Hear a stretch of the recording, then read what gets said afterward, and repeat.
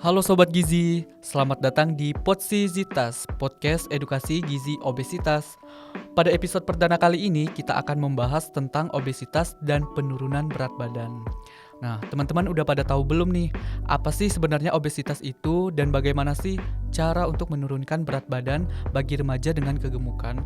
Di Indonesia sendiri, remaja yang mengalami obesitas rentan usia 13-15 tahun itu mencapai 4,8% dan remaja usia 16-18 tahun itu mencapai 4,0% dan remaja di atas 18 tahun itu sekitar 21,8%.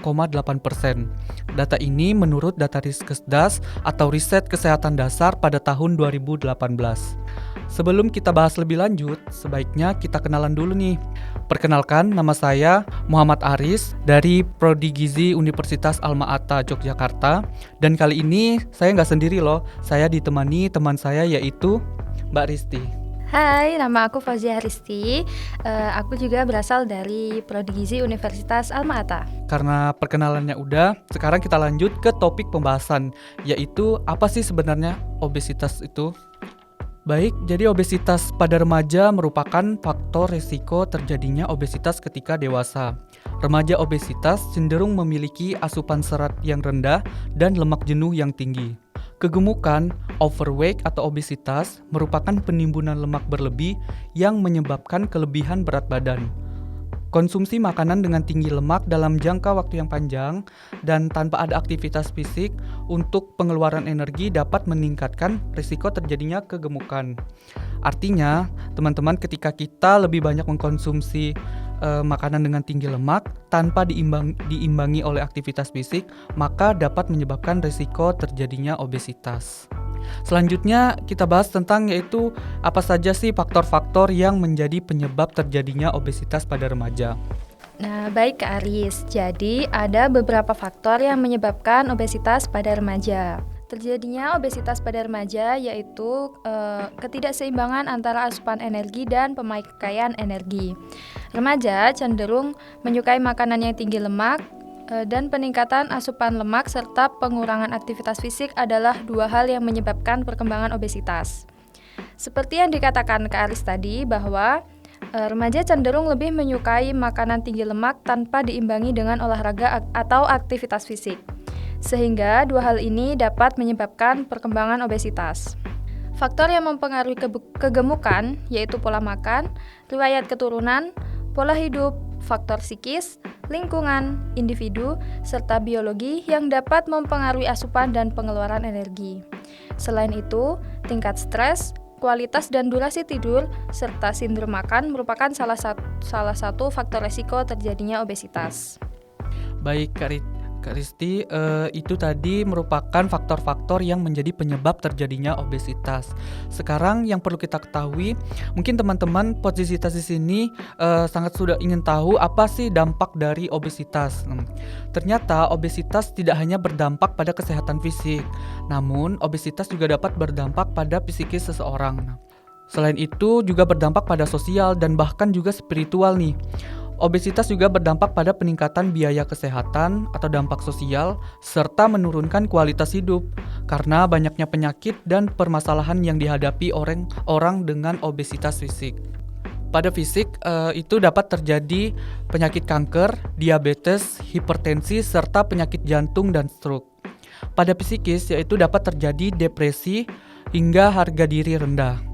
Nah, ketika pada remaja obesitas ini tidak hanya dari fisik, kemudian juga paling sering terjadi yaitu dampaknya ke psikis seseorang karena mengalami depresi, merasa bahwa dirinya berbeda dengan teman-temannya yang lain. Hal ini sangat umum dialami pada remaja dengan status gizi kegemukan. Pembahasan selanjutnya yaitu tentang bagaimana sih cara menurunkan berat badan. Mungkin ini dapat disampaikan oleh Kak Risti terlebih dahulu terkait bagaimana cara penurunan berat badan. Baik, usia remaja merupakan masa pertumbuhan dan perkembangan sosio-emosional yang penting. Pertumbuhan fisik terjadi secara cepat pada usia remaja. Oleh karena itu, remaja merupakan waktu yang tepat untuk mengejar pertumbuhan tinggi badan. Pemantauan status gizi remaja diperlukan dalam rangka mempertahankan status gizi normal untuk mencegah masalah gizi pada masa dewasa. Pengukuran antropometri merupakan salah satu cara metode pemantauan status gizi dengan menggunakan berbagai dimensi tubuh manusia pada tingkat umur dan gizi yang berbeda. Pengukuran antropometri merupakan cara pemantauan status gizi yang sederhana dan relatif mudah untuk dilakukan, serta tidak membutuhkan tenaga yang benar-benar ahli. Adapun pengukuran antropometri yang dapat digunakan pada pemantauan status gizi remaja meliputi pengukuran berat badan, tinggi badan, dan lingkar lengan atas atau yang biasa disebut dengan lila, dan juga ada perhitungan indeks massa tubuh atau IMT. Jadi pada masa remaja ini penting untuk teman-teman melakukan pemantauan status gizi ya. Hal ini bertujuan agar teman-teman dapat mengetahui status gizi teman-teman secara rutin, sehingga apabila terjadi perubahan status gizi, maka teman-teman dapat melakukan suatu tindakan dengan tujuan agar dapat mempertahankan kembali status gizi normal. Baik, itu tadi merupakan pemantauan status gizi remaja yang harus dilakukan secara rutin ya teman-teman. Kemudian selanjutnya yaitu ini cara untuk menurunkan berat badan. Nah, mungkin di sini banyak yang belum tahu cara untuk menurunkan berat badan.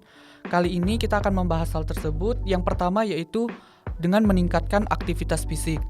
Aktivitas fisik yang dapat dilakukan yaitu berupa jogging minimal selama 30 menit setiap hari, pukul 5 pagi. Kemudian juga bisa dilakukan naik turun anak tangga sebanyak 24 anak tangga di sela-sela aktivitas dengan frekuensi 10 kali.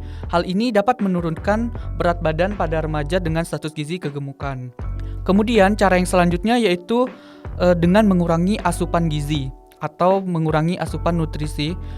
Perubahan berat badan terjadi karena ketidakseimbangan antara asupan dan pengeluaran kalori. Pola makan dan lingkungan sosial dapat membantu dalam mengurangi asupan energi seseorang. Kemudian cara yang selanjutnya yaitu diet rendah energi. Nah, dengan mengurangi sekitar 300 kilokalori per hari, ini efektif dapat menurunkan berat badan pada remaja dengan syarat menggantikan kudapan pagi, siang, dan malam dengan masing-masing satu porsi buah tanpa diolah selama 4 minggu. Kemudian yang terakhir yaitu dengan meningkatkan pengetahuan. Hal ini tidak kalah penting ya teman-teman. Pengetahuan merupakan domain yang sangat penting agar terbentuknya tindakan seseorang. Terbentuknya perilaku yang baru dimulai dari sebuah pengetahuan baru terhadap stimulus yang berupa materi atau objek yang berhubungan tentang zat gizi, sehingga hal ini dapat membentuk suatu respon dalam penata laksanaan.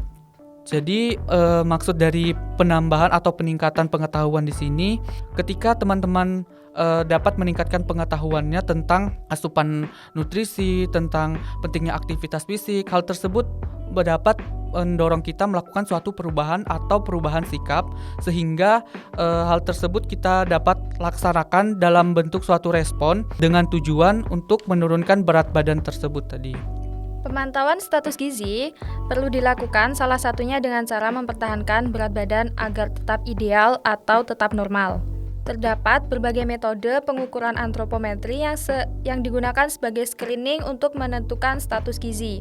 Di antaranya adalah pengukuran IMT atau indeks massa tubuh, kemudian pengukuran lila atau lingkar lengan atas, dan pengukuran TLK atau tebal lipatan kulit. Jadi, pemantauan status gizi kita dapat dilakukan dengan 3 itu tadi, yaitu menghitung IMT, lila, dan tebal lipatan kulit. Kemudian selanjutnya yaitu pemantauan lingkar pinggang secara teratur.